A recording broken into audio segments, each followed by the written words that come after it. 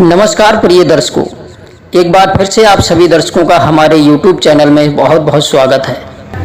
Internet और किताबों से तरह तरह का ज्ञान प्राप्त करने के बाद हम अपने ही ज्ञान से इतने भरे होते हैं कि वही ज्ञान हमारे लिए बाधा बन जाता है। तो दोस्तों, इस कहानी को पूरा सुनने से आपको जरूर पता चलेगा कि अपना ज्ञान खाली करना कितना आवश्यक होता है। दोस्तों, कहानी शुरू करने से पहले हमारे चैनल को सब्सक्राइब अवश्य कर लें।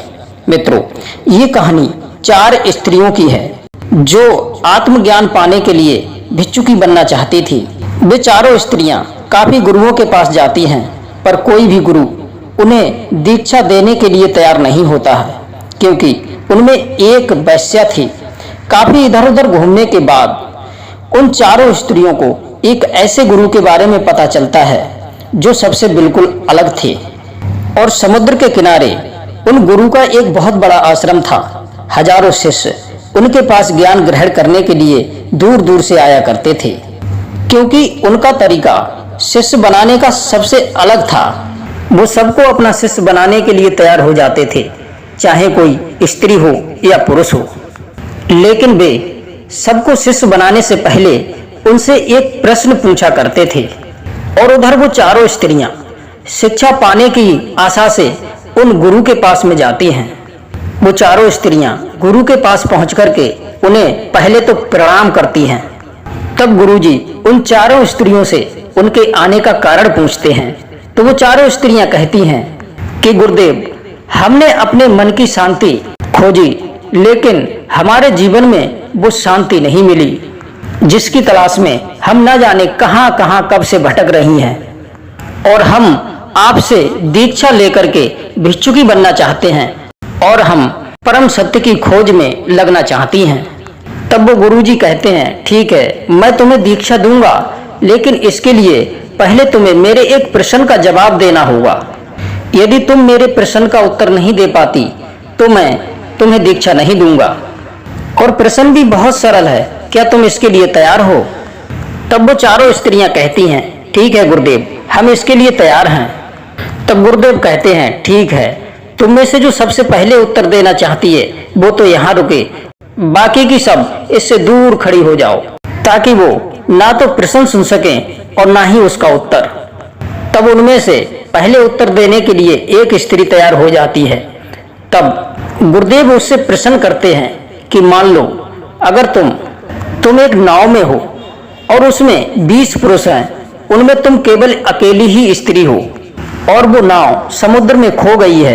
दूर दूर तक कोई किनारा नजर नहीं आ रहा है। अचानक तुम लोगों को एक अनजान टापू नजर आता है। तुम लोग उस अनजान टापू की तरफ धीरे धीरे बढ़ने लगते हो और तुम इस बात के लिए जानती हो कि उस नाव में 20 पुरुष हैं और तुम अकेली स्त्री हो। और तुम ये सोच रही हो कि उस अनजान टापू पर पहुंचने के बाद में हमारे साथ क्या होगा। तब वो गुरु उस स्त्री से पूछते हैं कि अब तुम बताओ कि ऐसी स्थिति में तुम क्या करोगी। तब वो स्त्री कहती है कि ऐसी स्थिति में मैं अपनी इज्जत बचाने के लिए उस समुद्र में छलांग लगा दूंगी, अपनी जान दे दूंगी। शायद आप लोगों को भी उस स्त्री का जवाब सही लगा होगा। तब गुरुजी उस स्त्री से कहते हैं कि तुम अब जा सकती हो, तुम्हारा जवाब गलत है। जब कुछ हुआ ही नहीं, फिर तुम्हें जान देने की क्या आवश्यकता है। जबकि उस स्त्री ने यह जवाब बड़े सोच समझ करके दिया था, लेकिन गुरु कह रहे थे कि यह उत्तर गलत है और वो स्त्री निराश होकर के वहां से चली गई। तब गुरुजी दूसरी स्त्री को बुलाते हैं। उस स्त्री से भी गुरुजी ने यही सवाल पूछा कि मान लो तुम एक नाव में जा रही हो, उस नाव में 20 पुरुष मौजूद हैं और तुम अकेली स्त्री हो। वो नाव समुद्र में कहीं खो गई है और उसे कोई किनारा नहीं मिल रहा है। अचानक तुम लोगों को एक अनजान टापू दिखाई पड़ता है और तुम लोग उस टापू की तरफ बढ़ते हो और तुम्हारे अंदर भी यही चल रहा है कि इन 20 पुरुषों के बीच में तुम अकेली स्त्री हो और वहां पहुंचने के बाद तुम्हारे साथ क्या होगा। गुरु कहते हैं कि अब बताओ ऐसी स्थिति में तुम क्या करोगी। तो वो दूसरी स्त्री कहती है कि ऐसी परिस्थिति में मैं उस नाव में उन 20 पुरुषों में सबसे अधिक शक्तिशाली पुरुष को मैं अपने आप को सौंप दूंगी। मैं पूरी तरीका से अपने आप को उस शक्तिशाली पुरुष को समर्पित कर दूंगी, क्योंकि वह शक्तिशाली पुरुष उन 19 लोगों से मेरी रक्षा करेगा। शायद आपको यह उत्तर भी सुनने में सही लगेगा, परंतु गुरु ने उस स्त्री से भी कह दिया कि तुम जा सकती हो। तुम्हारा भी यह उत्तर गलत है। गुरु कहते हैं, एक पुरुष चाहे कितना ही शक्तिशाली क्यों ना हो, पर 19 लोगों की बराबरी नहीं कर सकता है। वो दूसरी स्त्री भी निराश होकर भी लौट जाती है। अब तीसरी स्त्री की बारी थी, जो वैश्या थी।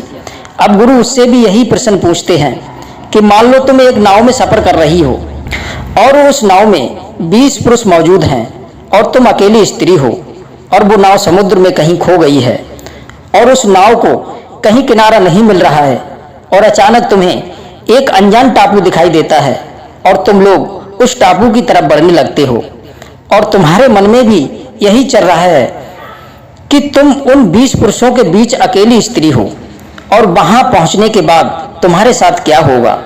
गुरु कहते हैं, तुम बताओ, ऐसी स्थिति में तुम क्या करोगी। तो वह वैश्या स्त्री कहने लगी कि बाकी तो सब ठीक है, 20 पुरुष हैं और मैं अकेली हूँ, और नाव समुद्र में खो गई है, परंतु इसमें समस्या क्या है। वो पुरुष हैं और मैं एक स्त्री हूँ, वो अपनी जरूरत पूरी करेंगे और मैं अपनी, इसमें समस्या कैसी। तीसरी स्त्री का जवाब सुनकर के गुरु कहते हैं कि तुम्हारा उत्तर भी गलत है, तुम जा सकती हो और उस आखिरी स्त्री को भेजो। मित्रों, आखिर में वो चौथी स्त्री आती है। गुरुजी वही प्रश्न फिर रखते हैं कि मान लो तुम एक नाव में जा रही हो और उस नाव में 20 पुरुष हैं और तुम अकेली स्त्री हो, नाव समुद्र में कहीं खो गई है, उसे कोई किनारा नहीं मिल रहा है। अचानक तुम्हें एक अनजान टापू दिखता है और तुम लोग उस टापू की ओर बढ़ रहे हो, और तुम्हारे मन में यह चल रहा है कि तुम 20 पुरुषों में एक अकेली स्त्री हो। अब वहां पहुंच करके तुम्हारे साथ क्या होगा। अब बताओ, ऐसी परिस्थिति में तुम अकेली क्या करोगी। अब वो चौथी स्त्री अपने दोनों हाथ जोड़ करके और सिर को झुकाकर कहती है, हे गुरुजी, पता नहीं मैं उस समय उस परिस्थिति में क्या करूंगी। तो गुरुजी कहते हैं कि तू जानने के लिए तैयार हो जाओ। जिसके मन में पहले से ही कोई बनावटी उत्तर ना हो, वही सच्चा उत्तर खोज सकता है। तब वो गुरु उस स्त्री को दीक्षा देते हैं और वो स्त्री परम सत्य की खोज में लग जाती है। मित्रों, एक बार एक आदमी किसी महात्मा से पूछता है कि महात्मा जी, मेरे जीवन में सब सुख सुविधाएं हैं, मेरे पास सब कुछ है, लेकिन फिर भी मैं दूसरों से ईर्ष्या क्यों करता हूँ। मेरे मन में ये ईर्ष्या का भाव क्यों पैदा होता है। तब वो महात्मा जी कहते हैं, क्या सच में तुम अपने अंदर से ये ईर्ष्या का भाव खत्म करना चाहते हो। तब वो व्यक्ति कहता है, जी महात्मा जी, मैं अपने जीवन से पूरी तरह से इस ईर्ष्या के भाव को खत्म करना चाहता हूँ, क्योंकि इस ईर्ष्या ने मेरे जीवन को नरक बना करके रखा है। यह सुनकर के वो महात्मा जी कहते हैं कि तुम्हारी सबसे बड़ी सफलता यही है कि तुम स्वीकार कर रहे हो कि तुम्हारे भीतर ईर्ष्या है। बहुत से लोग तो ये स्वीकार ही नहीं करते हैं, वो तो ये देखते हैं कि मुझे पीड़ा है, पर वो इस बात को नहीं जानते कि ये पीड़ा किस बात की है, किस कारण है, ये नहीं देख पाते हैं। तब वो महात्मा उस व्यक्ति से पूछते हैं कि तुम ये बताओ, जब तुम किसी गरीब व्यक्ति को देखते हो तो तुम्हारे भीतर क्या भाव उत्पन्न होता है। तो वो आदमी कहता है कि दया का भाव। तब महात्मा फिर पूछते हैं कि जब तुम किसी अमीर या धनवान व्यक्ति को देखते हो तो तुम्हारे भीतर क्या भाव उत्पन्न होता है।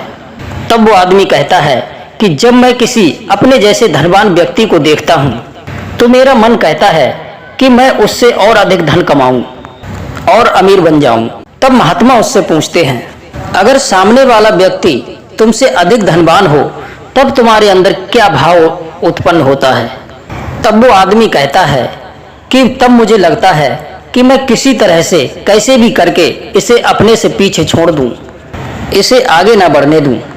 फिर वो महात्मा जी कहते हैं कि जब तुम उस सामने वाले व्यक्ति की बराबरी नहीं कर पाते हो तब तुम्हारे मन में क्या भाव आता है।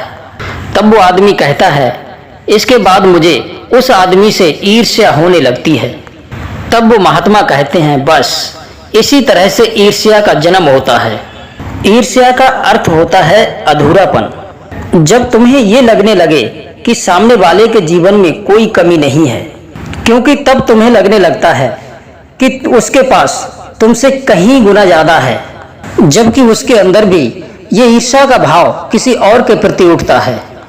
तब वो आदमी उस महात्मा से पूछता है कि महात्मा जी, मुझे ये तो समझ आ गया है कि ईर्ष्या होती क्या है, लेकिन मुझे ये नहीं पता कि ईर्ष्या खत्म कैसे होती है। आप मुझे ये बताने की कृपा करें। तब महात्मा जी कहते हैं कि ईर्ष्या का जन्म तुलना करने से होता है। जब तुम किसी दूसरे से तुलना करने लगते हो और स्वयं से ज्यादा उसकी तरफ देखते हो, तब तुम्हें अपने भीतर ईर्ष्या नजर आती है। इस ईर्ष्या को खत्म करने का केवल एक ही तरीका है कि तुम सत्य को जान लो।